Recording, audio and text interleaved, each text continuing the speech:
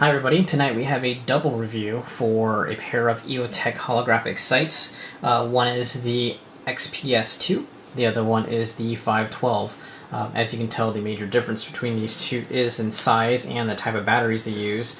The XPS2 is a smaller one and it uses a CR 123 battery, which is a standard lithium battery, whereas the 512 uses AA batteries for cost effectiveness. I've had the same set of batteries in this thing since I purchased it about a year ago. Over a year and a half ago. Both of these are fantastic holograph sights. If you have not used one, I highly suggest it. They turn on quite simply with a push of one of these two buttons. And as you can see, there you go.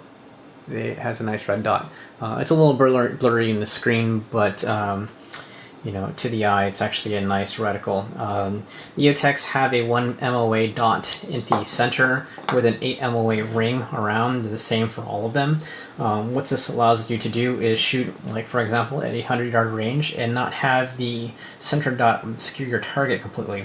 If you're using like a 4 MOA dot, for example, you're going to paint the whole target and hope that you're shooting center mass. This helps you shoot a little bit better. You pair one of these with a magnifier, for example, like a 3x, like flip over magnifier. I use one from Primary Arms, and it brings the reticle into really sharp focus and allows you to shoot at 100 yards very easily. 3x is plenty of magnification to get you on paper. What I like about both of these is, you know, the ruggedness of them. They're both made out of aluminum.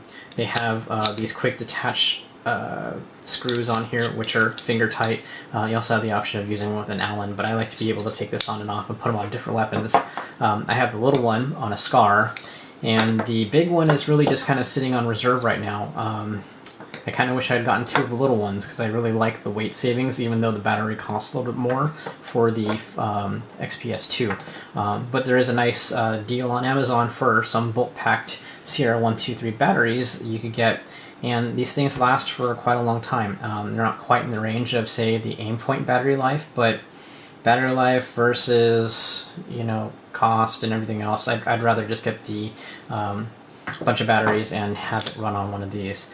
In terms of build quality, like I said, both of these are very rugged. You can bang them around. This one I probably have smacked around a few times coming in and out of safes or at the range.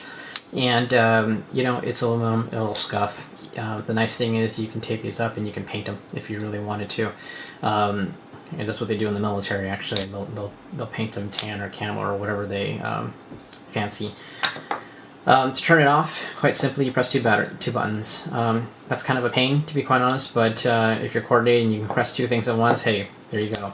Windage and elevation are adjustable on both of these in the same fashion. They're on the sides, and they're very accurate quarter-inch clicks at 100 yards.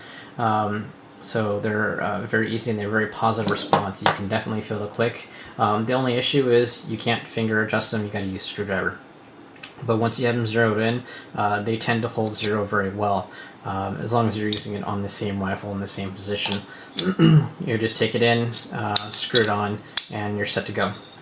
Like I said, changing batteries is very simple. On the 512, I showed this earlier, you lift up the lever, and this whole module comes right out. As simple as that. You pop in the two batteries, slap it back on, and close the clamp. It has a nice seal on there, so if you do get this wet, you're not worried about. You don't have to worry about the thing shorting out. On the XPS12 or 2, I should say, it has a large battery compartment, which also is rubberized and has a leash on this thing. It's firm. And there you go. Here's your battery, your CR123.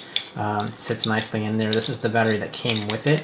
I have not changed this, and I have probably maybe 100 hours of use on this so far, so no issues with that. In terms of brightness, you probably can't see because I have the way I've got the camera set up, but you can adjust the brightness on both of these very simply by pressing the up or down buttons. At max brightness, you do get a lot of glare for the item. You probably can't tell there. And in daytime, you need to crank it up a bit, but at nighttime, you probably want it at some of the lowest settings because you don't want bleed over coming out the front of the lens. In terms of these lenses, there's lenses on both sides. I have fingerprints on mine, but because they are nice and rugged lenses, you can just use a lens cleaning cloth for your camera or your glasses or whatnot, and wipe them right off. There's no issues with that whatsoever. I probably touched these way more times than I should.